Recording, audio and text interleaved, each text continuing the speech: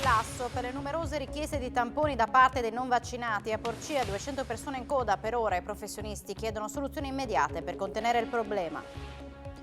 Fuori programma la festa in piazza dopo l'elezione del nuovo sindaco di Palmanova. Un candidato consigliere canta Bella Ciao, poi al microfono urla a basso la destra. Il video finisce in rete e lo posta pure Matteo Salvini. Un video girato all'interno del locale, poi diffuso sui social, nel quale incitava la rivolta e attaccava le istituzioni, è costato a Ferdinando Polegato la chiusura per 60 giorni del suo bar-ristorante di Sequals. Dopo la condanna in primo grado per il crack Fingestim, Mario Raggi si è dimesso da presidente della NET. Entro ottobre, annuncia il sindaco Fontanini, sarà nominato il nuovo CDA. Il CTS dà il via libera alla riapertura delle discoteche al 35% della capienza e con Green Pass, ma i gestori conti alla mano non ci stanno, i costi di gestione sono ingenti, così non ripartiamo.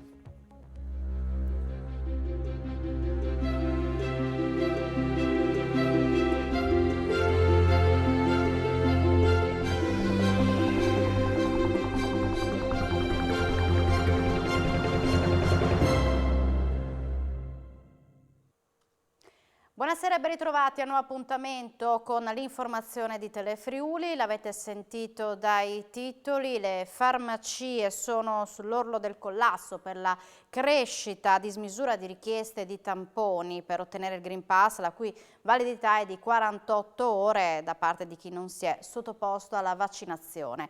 I farmacisti chiedono soluzioni immediate per contenere il problema e sollecitano una maggiore informazione corretta sulla funzione dei vaccini. Farmacie sempre più oberate di richiesta di tamponi antigenici per ottenere il Green Pass. La situazione sta diventando insostenibile. I farmacisti che hanno aderito a questo servizio che diamo ai cittadini si ritrovano adesso oberati di chiamate, di richieste continue, di esigenze da parte di cittadini che hanno bisogno giustamente di andare a lavorare e quindi di fare questi tamponi, però noi effettivamente siamo arrivati quasi alla frutta. Per evitare code e assembramenti, chi ha allestito il punto dedicato all'emergenza Covid all'interno della farmacia richiede la prenotazione ed effetto a tamponi ogni 15 minuti, ma le richieste aumentano a dismisura. La gente deve andare a lavorare e quindi richiederebbe la domenica come apertura magari o la mattina presto come apertura accessoria a quelle che sono già gli orari di apertura della farmacia, che onestamente sono già ampi per quanto mi riguarda. E ci sono anche persone che si prenotano per tamponi periodici. Noi abbiamo fatto una scelta che è quella di prenotare di volta in volta proprio per evitare, uno, di escludere delle persone che magari hanno necessità di fare il tampone in maniera occasionale e due, per appunto evitare che ci siano persone escluse a priori da questo servizio, visto che la nostra farmacia dà il servizio a tutti. Questo tipo di situazione è insostenibile. È insostenibile sotto tanti punti di vista, bisognerebbe puntare su una campagna di vaccinazione più informata, più chiara, per evitare questo tipo di caos generale che si sta alimentando di giorno in giorno. E a proposito di farmacie prese d'assalto per prenotare i tamponi, a Porcia questa mattina c'era una coda con 200 persone, molte delle quali hanno dovuto rinunciare dopo ore d'attesa, una scena che rischia di ripetersi sempre più spesso. Una coda letteralmente impressionante è quella che si è vista nella mattinata di oggi a Porcia all'esterno della farmacia De Lucca. Circa 200 persone in coda per prenotare il tampone per le prossime settimane di ottobre. C'è chi ha preso posto alle 6, ben prima dell'apertura della farmacia, e chi è arrivato alle 9 e ha dovuto rinunciare perché i posti sono andati esauriti. Molti erano arrabbiati per la situazione, pur preferendo non esporsi, altri sanno che questo è solo l'inizio di un periodo davvero complicato. Siamo qui da più di un'ora. Tutte le persone come me stanno girando tutte le farmacie della provincia per poter fare i tamponi ed è una cosa veramente incredibile, pensando che lo facciamo per lavorare, perdiamo ore e ore e tante volte ci viene detto che non c'è posto. All'inizio era un po' più facile, adesso che la legge è stata estesa a tutti i lavoratori, ovviamente le farmacie stanno scoppiando perché non riescono a starci dietro. Una scena, quella che si è vista a Porcia, che rischia di ripetersi un po' ovunque, con le persone pronte a prendere d'assalto le farmacie per ottenere un tampone che consenta l'accesso al lavoro, ma anche per i figli alle prese con gli impegni sportivi. Ma io non capisco come mai non potenziano questi servizi facendo tutti i giorni, tutte le farmacie fanno qualche ora. 3 volte alla settimana e arriviamo in queste situazioni qui, quasi insostenibili. Io faccio il tampone per mia figlia di 12 anni, iperattività sportiva, quindi è necessario il QR code.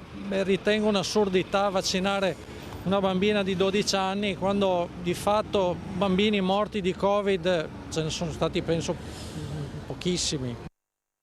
Andiamo a vedere i dati dei contagi, 111 nella nostra regione su quasi 11.000 tamponi molecolari e test rapidi antigenici, 9 casi tra gli ospiti delle case di riposo, 2 tra gli operatori delle aziende sanitarie, non si registrano decessi, 8 in calo i pazienti di terapia intensiva e 38 negli altri reparti, 859 le persone in isolamento. L'esito del voto, la possibilità di diventare segretario della Lega, il futuro del Carroccio, sono tanti temi che il Presidente della Regione Massimiliano Fedriga analizzerà questa sera in esclusiva a Elettroshock in onda alle 21 in un'intervista di cui vi proponiamo ora un breve estratto. Parla di ottimi risultati e si dice soddisfatto. Massimiliano Fedriga legge in chiave positiva i dati a 2 giorni dalle chiusure delle urne. Io sono soddisfatto perché il centrodestra ha proposto dei buoni candidati che evidentemente i cittadini hanno reputato poter essere buoni amministratori e questo vuol dire che lavoriamo bene come coalizione, che abbiamo fatto delle scelte consapevoli, non nell'interesse o col bilancino politico un territorio va a te, l'altro va a me, ma proponendo alle persone che meglio non possono dare risposta alle singole comunità. Il governatore non parla da leader della Lega, anzi conferma di non volere prendere il posto di Salvini e usa toni da federatore, elogiando il lavoro di tutta la coalizione, smorzando qualsiasi polemica sull'atteggiamento di Fratelli d'Italia in contrasto al governo sul tema Green Pass. Il buon risultato che ha avuto Fratelli d'Italia, ma devo dire anche l'ottimo risultato che ha avuto Forza Italia sopra le aspettative, l'aumento di voti rispetto alle scorse elezioni amministrative della Lega, non penso che siano condizionate da sì o no Green Pass, sì o no vaccino. La dimostrazione sta nel fatto che c'era una forza candidata alle elezioni comunali che invece era espressamente diciamo, collegata al Novax o comunque a no Green Pass a prescindere. Ed ora andiamo a Pordenone, dove tra riconferme e nuovi volti sta prendendo corpo nelle stanze del municipio la nuova squadra che sosterrà il sindaco Alessandro Ciriani nei prossimi 5 anni. Loperfido sarà il vice sindaco, sicure novità Cairoli e Parigi, un solo esponente della Lega da stabilire le varie deleghe. Riconferme e volti nuovi, così si sta delineando la nuova giunta Ciriani. Il rieletto sindaco di Pordenone sta incontrando gli alleati per stabilire la squadra di governo. La parte del Leone la farà la sua lista, Pordenone Cambia, premiata dal 27% degli elettori. Conferme per la supervotata Cristina Amirante, oltre 800 preferenze, che potrà riavere l'urbanistica e la viabilità. Dentro Monica Cairoli e Alberto Parigi, ex capo comunicazione del comune, a cui dovrebbe andare la cultura. Confermati anche Emanuele Roperfido, sarà vice sindaco, e Walter De Bortoli, espressione di Fratelli d'Italia, con conferme a protezione civile e sport. Per il trio Forza Italia UDC Pordenone Civica i prescelti dovrebbero essere Andrea Cabibbo, ex presidente del Consiglio, e Guglielmina Cucci, già al turismo e pari opportunità. Resta l'incognita di Pietro Tropeano, uscente dalla cultura, ma ai ferri corti con il sindaco, pur essendo il più votato. Infine la Lega, che avrà un solo esponente, potrebbe toccare la più votata, Samantha Miot. Ai saluti altri 2 esponenti del Carroccio, il vice sindaco Eligio Grizzo e Stefania Boltin, che non sono entrati in consiglio. Un arrivederci anche all'esterna Maria Cristina Burnic di Fratelli d'Italia, che ha deciso di fermarsi. Sul fronte del consiglio, infine, tra i candidati sindaci entra per un soffio Anna Ciriani, mentre Gianni Zanolin ha deciso di dimettersi, lascia un seggio al PD. Insomma, o sindaco o niente. Euforia fuori controllo lunedì sera durante i festeggiamenti seguiti all'elezione del sindaco di Palmanova Giuseppe Tellini, sostenuto da 3 liste civiche dell'area di centrosinistra. Protagonista della scena Lucio Bergamasco, candidato consigliere della lista Martinez. Continuiamo a crescere con Tellini. Dopo i brindisi, le strette di mano, i discorsi al pubblico, la festa ha visto anche un fuori programma. Dopo aver cantato Bella Ciao, ovvero la canzone diventata simbolo e inno della resistenza, Bergamasco ha urlato a squarciagola al microfono la frase "abbasso la destra". Poche ore prima l'ex sindaco della città Fortezza Francesco Martinez aveva dichiarato a Telefriuli come quella vissuta in città fosse stata una campagna elettorale condotta sopra le righe. Davide ha battuto Golia, ovvero la regione. Federica e Salvini, aveva affermato, sembrava dovessero espugnare Stalingrado. La scena, ripresa da uno spettatore, non ha mancato di suscitare malumore. Perplesso è il commento del candidato del centrodestra, Antonio Di Piazza, sconfitto alle urne, che ha rilanciato il video con la frase "Ecco qui la nuova Palmanova, giovane, apartitica e apolitica". Lo stesso video è stato poi postato anche dal leader della Lega, Matteo Salvini, con questa frase "Ecco i democratici, festeggiamenti per il neoeletto sindaco di Palmanova, con tanto di pugni alzati e bella ciao, chissà se sarà davvero il sindaco di tutti". Adesso Trieste non farà apparentemente al ballottaggio nel capoluogo giuliano, ma ha dato una chiara indicazione di visto. Il movimento nato meno di un anno fa è stata la sorpresa di queste elezioni. Appoggio esterno a Francesco Russo, ma nessun apparentamento. Adesso Trieste, il movimento nato meno di un anno fa, nell'assemblea ha deciso di non fare accordi diretti e portare gli oltre 7.000 elettori, l'8% del totale, al candidato di centrosinistra. È una scelta per noi che deriva inevitabilmente dal sistema a doppio turno. Al primo le Trissine e Trissini hanno votato la soluzione per loro migliore per il futuro della città. Siamo orgogliosi comunque di aver raccolto migliaia di preferenze, non ci consentono di sfidare direttamente al secondo turno il sindaco uscente. Siamo convinti che in questo scenario vada fatta una scelta prettamente valoriale, quella cioè di evitare che ci sia un quarto mandato di Di Piazza, questa volta a trazione di estrema destra, con un partito come Fratelli d'Italia che peraltro ha candidato personaggi dichiaratamente fascisti nelle sue liste. Si tratta di un livello minimo di civiltà che vogliamo contribuire a difendere. Ciò non toglie che nei prossimi anni saremo presenti dentro e fuori dalle istituzioni e continueremo a portare avanti il nostro programma, che è comunque alternativo a quello dei candidati che sono arrivati al secondo turno. Un video girato all'interno del locale e poi diffuso sui social, nel quale incitava la rivolta e attaccava le istituzioni. È costato a Ferdinando Polegato la chiusura per 60 giorni del suo bar-ristorante di Sequals. Il provvedimento, per il quale il ristoratore è pronto a ricorrere, è stato disposto dal questore di Pordenone e notificato oggi. Stop per 2 mesi al bar-ristorante Teodora di Sequals, gestito dall'istionico Ferdinando Polegato, già in passato finito al centro di polemiche per la sua simpatia verso il duce e gli attacchi alle istituzioni. A prendere il provvedimento, notificato oggi dal personale di Polizia Amministrativa e Sicurezza e dalla Digos, è stato il questore di Pordenone Marco Dorisio per motivi di ordine pubblico. Gli agenti hanno accertato come Polegato, nei giorni scorsi, all'interno del locale, alla presenza di alcuni avventori, abbia realizzato un video, propagato attraverso i social network, nel quale incita alla violenza, alla rivolte e al giustizialismo nei confronti delle istituzioni, facendo altresì riferimento a gruppi organizzati. La polizia ha individuato il filmato monitorando il flusso comunicativo che avviene attraverso l'uso dei social, in particolare nei canali Telegram e WhatsApp. Per questo, sussistendo i presupposti normativi relativamente a una conclamata e documentata situazione di pericolo per l'ordine pubblico, il questore di Pordenone ha disposto la sospensione dell'attività per un periodo di 60 giorni. Dal canto suo, come nel suo stile, Polegato è già pronto a controbattere facendo valere i propri diritti in ogni sede. Federica e i governatori Lega si sono schierati contro l'aumento delle tasse sulla casa. Sulla delega fiscale è necessario un approfondimento, spiega il presidente del Friuli Venezia Giulia, affiancato dai presidenti Fontana, Zaia, Fugatti, Solina, Settesei. Servono in primo luogo garanzie che né questo né i prossimi governi utilizzino la riforma del catasto per innalzare surrettiziamente le tassazioni sulla casa, aggiungono uniti i governatori. In assenza di tali certezze si rischierebbe di andare a colpire duramente e ingiustamente 2 pilastri del Paese, quali il settore edilizio e le famiglie. Quando il governo si è fatto promotore di azioni orientate allo sviluppo e alla crescita del tessuto economico e sociale, non abbiamo mai fatto mancare il nostro appoggio. L'appello che rivolgiamo oggi all'esecutivo nazionale, concludono i presidenti, è invece di abbandonare iniziative che, anche solo in prospettiva, possono portare a un vertiginoso aumento della tassazione sugli immobili. Le discoteche potrebbero riaprire, ma solo con Green Pass, al 35% di capienza al chiuso, personale compreso, il 50% all'aperto. Queste le indicazioni del CTS in attesa della prossima cabina di regia del governo. Ma i gestori non ci stanno, il 35% è una capienza ridotta e i costi di gestione sono ingenti, così non apriamo. Le discoteche potrebbero riaprire, ma solo con Green Pass valido e con una progressiva gradualità, ovvero al 35% di capienza al chiuso, personale compreso, 50% all'aperto. Lo ha sottolineato il CTS, che ha aggiornato le indicazioni analizzando la richiesta di parere sulle attività di sale da ballo e discoteche in attesa della prossima cabina di regia del governo. Per le discoteche il 35% è una capienza ridotta, è inaccettabile, è importante aprire ma non possiamo mantenere quella capienza, i costi di gestione sono ingenti e non riusciremo a coprirli.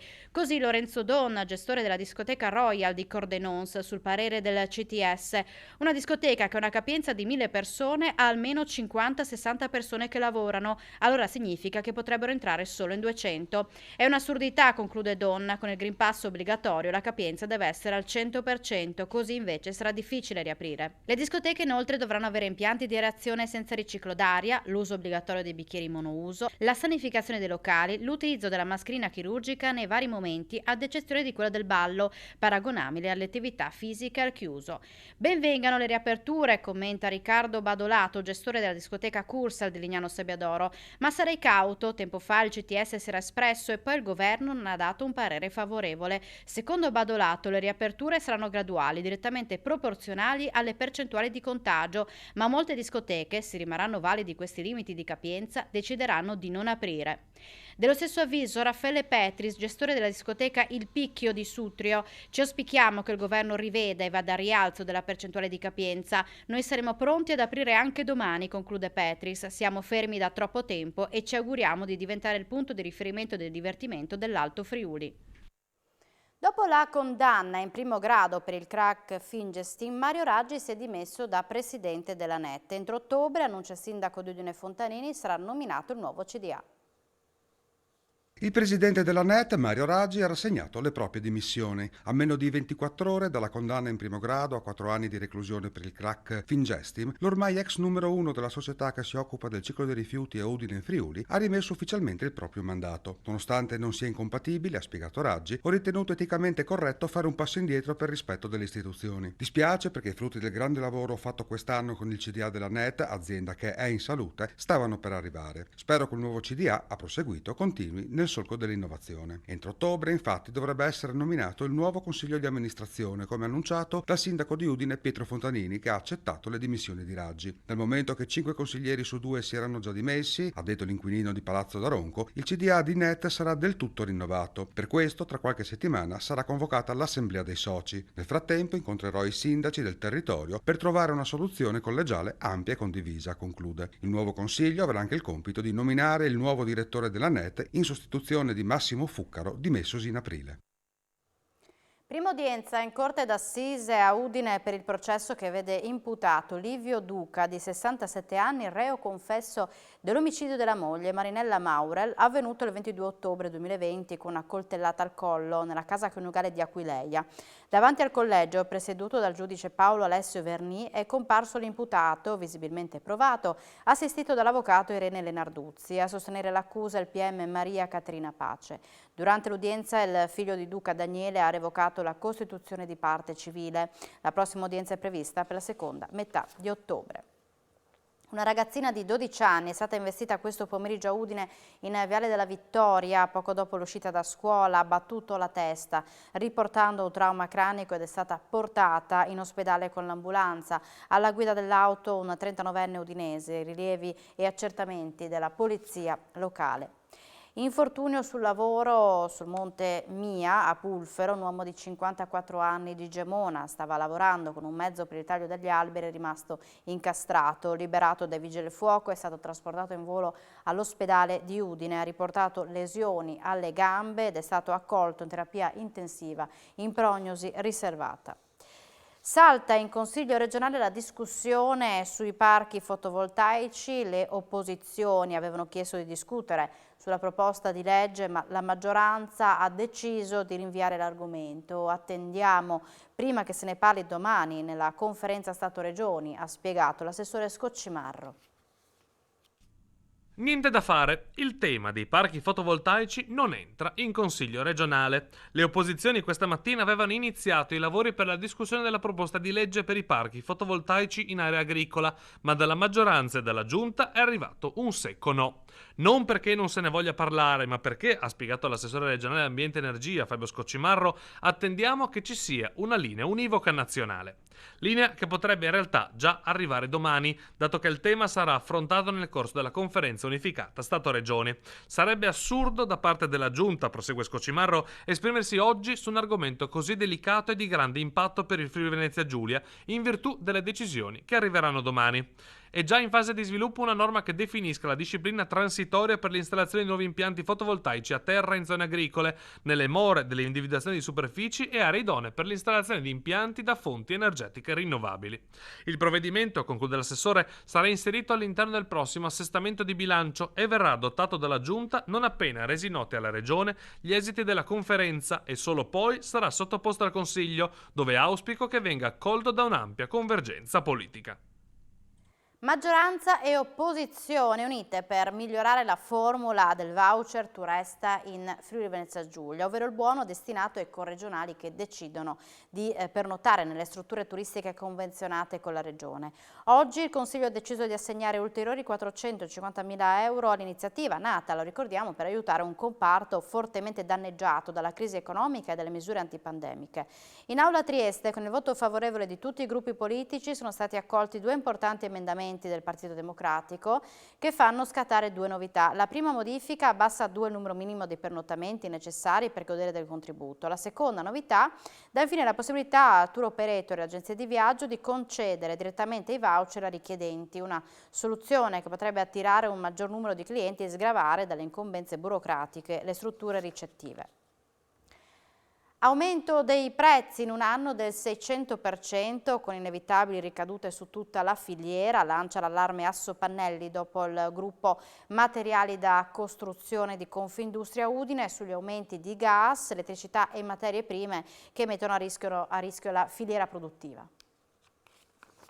Dopo l'allarme del gruppo Materiali da Costruzione di Confindustria Udine arriva anche quello di Assopannelli, l'associazione nazionale dei fabbricanti di pannelli e semilavorati in legno.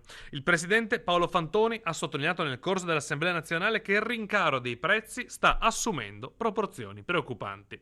L'esplosione dei prezzi delle materie prime dell'energia, ha detto Fantoni, sta generando una reazione a catena che rischia di mettere in ginocchio le industrie. L'impennata ha coinvolto tutto il mondo del pannello. In meno di un anno, prosegue l'industriale d'Esoppo, il costo del gas è aumentato del 600% e l'urea, elemento fondamentale per i collanti, è cresciuta del 300%.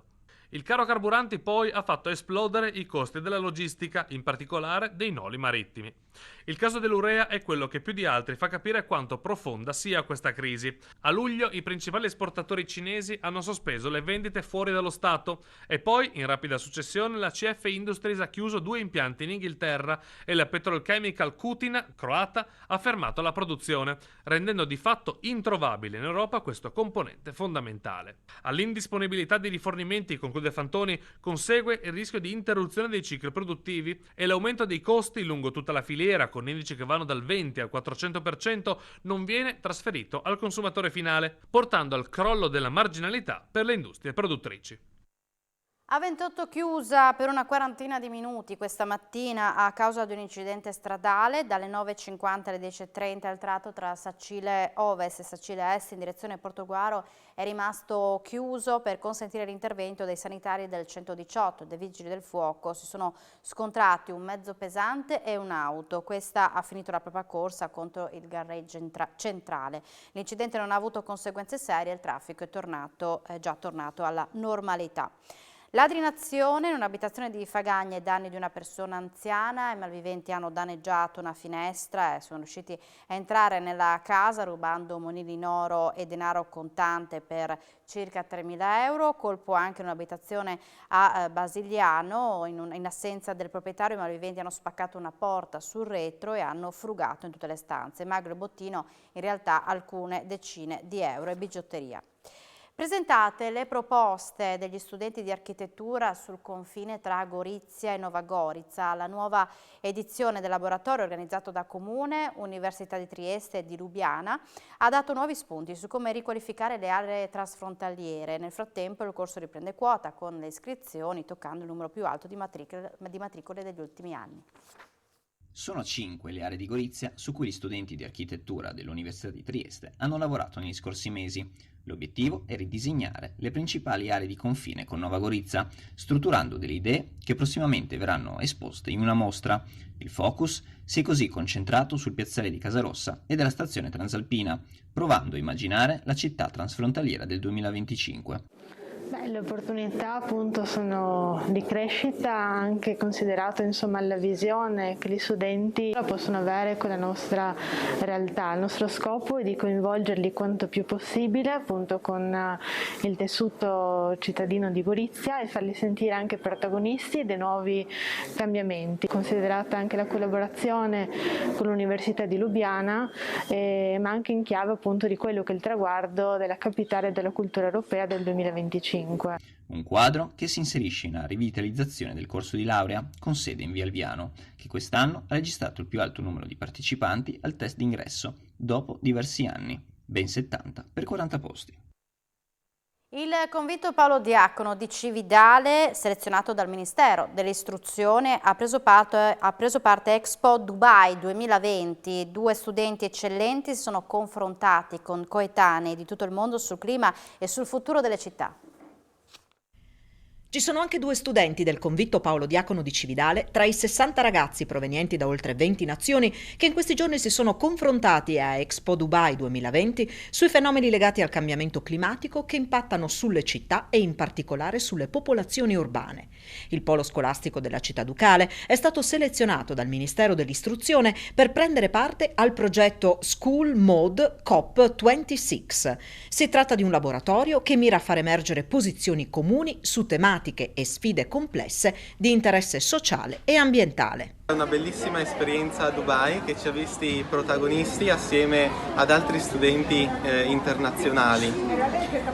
Ciò che mi è piaciuto di più e ciò che mi porterò a casa da questa esperienza è la passione che ho visto in tutti noi studenti che abbiamo partecipato a queste attività, ma anche il forte legame che abbiamo creato insieme e che sicuramente non si fermerà a questa settimana, ma che andrà avanti anche nel futuro. Il progetto School Mode per COP26 è stato sicuramente un'esperienza estremamente positiva che ricorderò per sempre e che sarei pronta a ripetere subito.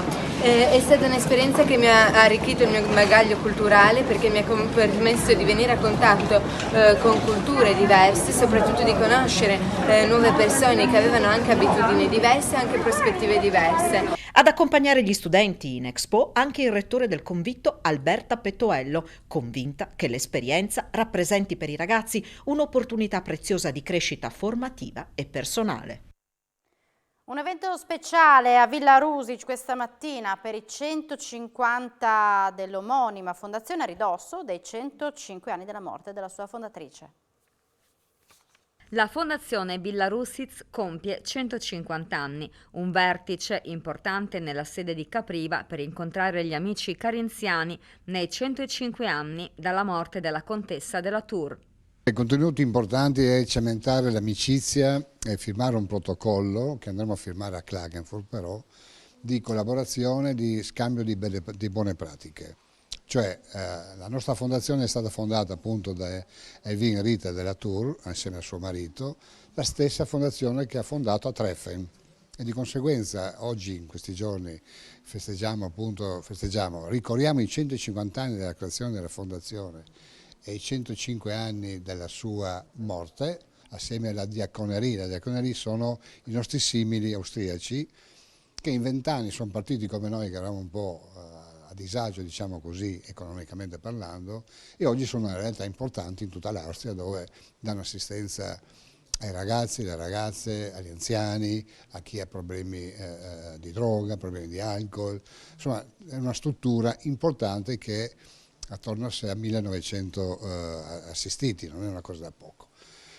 Noi andremo a cementare questa amicizia, ma anche rapporti economici con loro, tra cui anche la partecipazione a fiere in Austria proprio per la vendita del nostro vino. Il telegiornale termina qui, ma tra poco tutte le notizie sportive in Sport FVG. Grazie per l'attenzione, buona serata con Telefriuli.